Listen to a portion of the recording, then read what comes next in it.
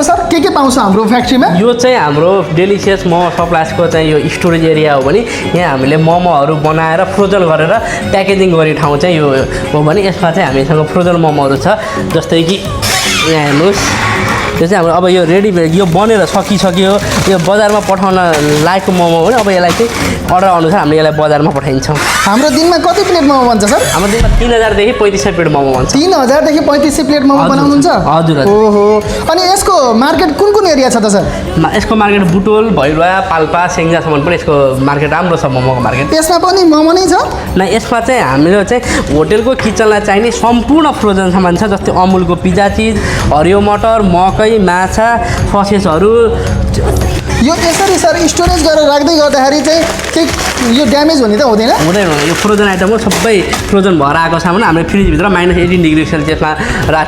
store चाहिँ यो केही पनि ड्यामेज हुँदैन सर तपाईँ युवा उद्यमी यति ठुलो लगानीमा चाहिँ सञ्चालन गर्नुभएको रहेछ मोमो दिनमा 3000 देखि 4000 प्लेट बन्ने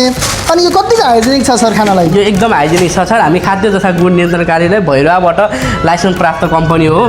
हामीसँग चाहिँ यो हाम्रो चाहिँ यो गोलो चाहिँ हाम्रो भेज मोमो हुन्छ भने हाम्रो हाफमुनमा चाहिँ हाम्रो चिकन मोमो हुन्छ यो चाहिँ हाम्रो भेज स्टोरेज चिकन मोमो हामीले छुट्टै स्टोर गर्छौँ भने भेज मोमो हामीले स्टोर गर्ने फ्रिज यो छुट्टै नै छ कस्तो कस्तो प्रकारको मोमोहरू पाउँछ तपाईँसँग हामीसँग चिकन मोमो पाउँछ भेज मोमो पाउँछ पनिर मोमो पाउँछ मटर मोमो पाउँछ त्यसपछि गएर आटा यदि तपाईँ हेल्थ कन्सियस हुनुहुन्छ भने आटाको मोमो पनि हामी उपलब्ध गराउँछौँ तपाईँहरूलाई ओ नाइस आटाको मोमो पनि पाउँछ हेरौँ न त कस्तो हुन्छ आटाको मोमो आटा मोमो आउनुहोस्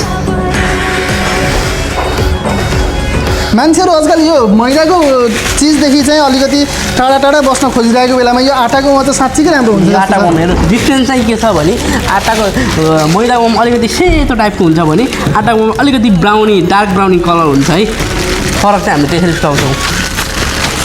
यही स्टोर गर्दा पनि हेर्नु न आटाको र मैदाको चिनिएको छ नि त